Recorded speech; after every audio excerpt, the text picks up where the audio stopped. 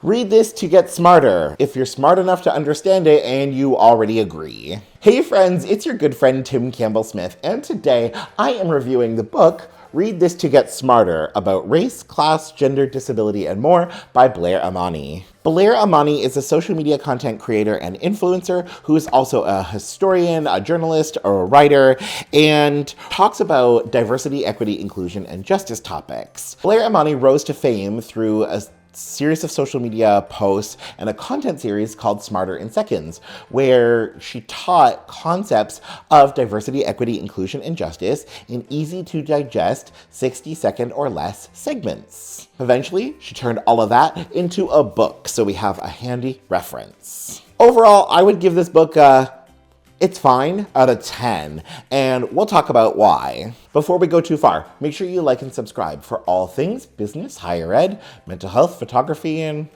life. So the book discusses issues related to diversity, equity, inclusion, and justice. It starts with the self, because all humans fundamentally start by understanding self, then moves on to relationships, so how do we relate to another person, then about class, because then we have to look at larger groups, includes disability, race and racism, sex, gender, and sexual orientation. In the book, Blair Imani uses stories, and many of her own stories to highlight and to narrate these concepts, as well as teaching the base concepts associated with them. Let me say this, a lot of my review and giving this like an it's fine out of 10 is based on the idea I had high hopes for this.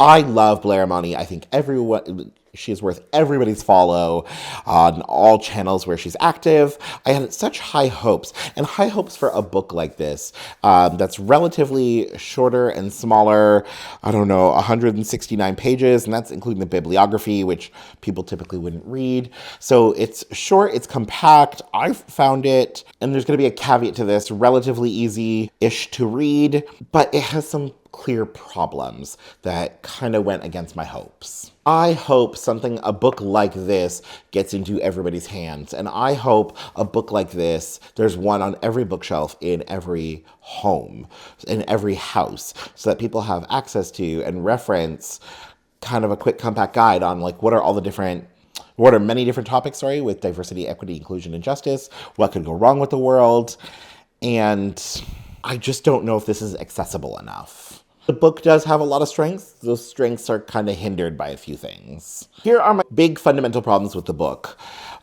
1, the education level required to read this. I think of some of my family members who never went to college, who barely got past high school. There's no way they could read this and understand. So it excludes a large class of people. That's why I say, read this to get smarter if you're smart enough to read it. I'm, at the time of recording, a social work student, so I study things like this, and even some of these concepts, I'm like, oh, that's a stretch. There was 3 other ways you could simplify that. And a lot of the book and its contents assume that you agree with fundamental concepts, with positions, and there's not really room to wrestle or to disagree, which I think learning about diversity, equity, inclusion, and justice is a journey, and we take steps. The book assumes you're almost at the end. So let me start with my critiques, and then I will get into some praises. But my first critique really is how it is written in such an academic language. One of the earlier stories that Blair Imani shares, which I found helpful to explain why the book was written the way it was written, was that Blair comes from a slightly privileged background with education and even went to law school. Now, didn't finish, and I agree with her reasons why she didn't finish, but went to law school. This is written by someone who got in and did some time. That makes it sound like prison. Spent some time in law school. And statistically speaking, people who are educated at the bachelor's degree, so university and higher, tend to be liberal or left-leaning. More often they are right-leaning or conservative. So these folks who would be able to read this are already open to, already learning about, probably know many of these concepts already around diversity, equity, inclusion, and justice, which then makes you wonder, who is the book for? For example, at the top of page 91 on the definition of ableism, ableism is the systemic prioritization of abled people over disabled people and the resulting marginalization of disabled people. Girl, what? There are simpler ways that could be said. So I think this could have been written more simply to be more accessible to more people. But again, you should know that bias kind of comes from the idea that books like this and reference guides for diversity, equity, inclusion, and justice, in my opinion, should be accessible to everyone. Next, the book fundamentally assumes that you agree with everything. There's no journey. It's a very binary this or that, agree or disagree, which I don't think leaves space for learning and for growth. So, for example, on page 3, which starts off with identity, it said there's kind of this discussion that social identity is prioritized over personal identity. How others perceive us is more important than how we perceive ourselves. And that is the source of conflict over identity. Again, one that's based on a binary system, this or that, that's not always true, and it lacks much nuance. And considering the book is so compact, there's room for nuance. There's room for further explanation of things. But that focus on social identity versus personal identity brings us to the third big problem with the book. This book is super American-based. Blair Imani is American, and I'm going to say this as an outsider, someone who's not American, who is also Canadian, which gives us an interesting friction with Americans. I think, and I see often, that Americans are very self-obsessed. They see themselves as the center of the universe. So they write about themselves often, they talk about themselves, but they also write and talk about themselves as if it is representative of everything that is happening in the world. And that's not true. But also the US has some deep-rooted problems that come from American culture, American history, American ideology and values. So as a Canadian reading this, some of this just did not make sense or was not as relevant. So for example, when it comes to racism in the US is often far more overt. It's out there. You see it. It's obvious.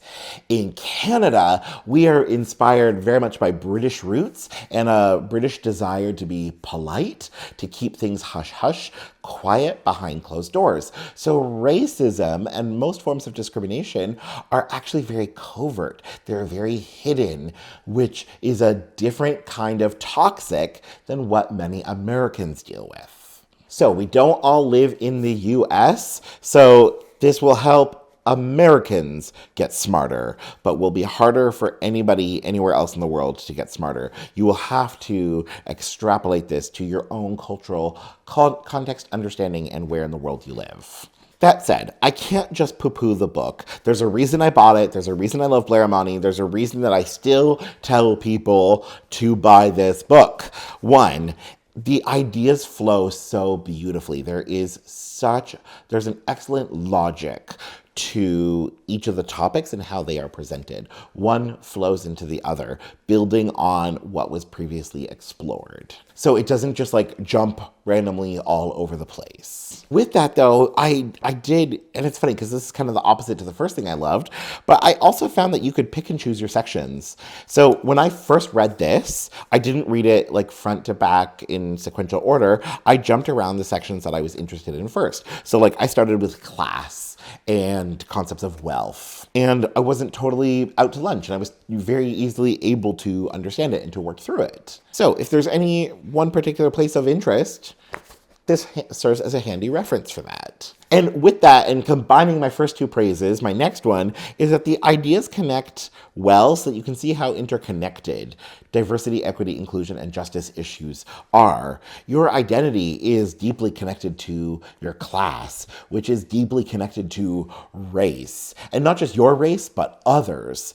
So I did love how ideas kind of connected. Finally, I loved the illustrations and the narratives that went with this. It wasn't it wasn't theoretical, it wasn't super high level in like an abstract way, maybe the way that you would learn in a university.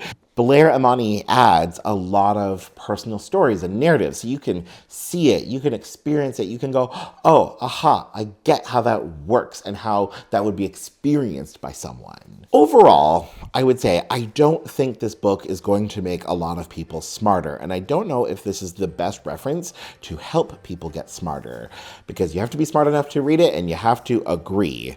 But I think its role is actually as a reference and a day-to-day reference for people who do want it.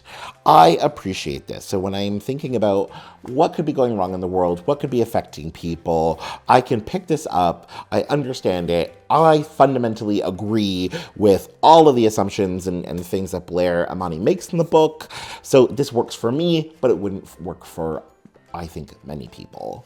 And this works really well if you are American or you're able to take that context and apply it to your own. Comment and let me know your thoughts on the book. If you've ever read Read This to Get Smarter by Blair Imani, let me know your thoughts. I will say my final parting call to action on this is to buy the book, but not from a billionaire. Support bookstores, not billionaires. Don't buy this from, I'm not even gonna say their name, the mega online chain. Find your local bookstore, find an online bookstore from your country. I'm in Canada, so I would go to Indigo. Support your local bookstore, not billionaires, when you do buy a copy of this. I do recommend folks buy a copy. Otherwise, make sure you like and subscribe for all things business, mental health, photography, higher ed, and life. Otherwise, we'll chat soon. Bye for now.